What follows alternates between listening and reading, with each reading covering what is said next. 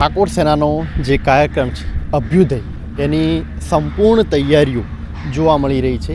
બધી જ તૈયારીઓ કમ્પ્લીટ થઈ ચૂકી છે. હજી થોડું ઘણું કામ ચાલુ છે.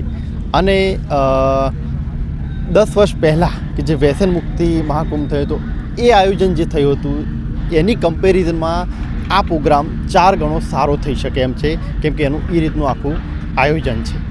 અહીંયા આખી VIP બેઠક, પાછળ લોકો માટે બેઠક, અને સાથે જ તમે જુઓ તો જે સ્ટેજ છે આ સ્ટેજ બહુ વ્યવસ્થિત રીતે બનાવવામાં આવ્યું છે કે જેથી લોકો બધો જ આખો પ્રોગ્રામ વ્યવસ્થિત તરીકે નિહાળી શકે.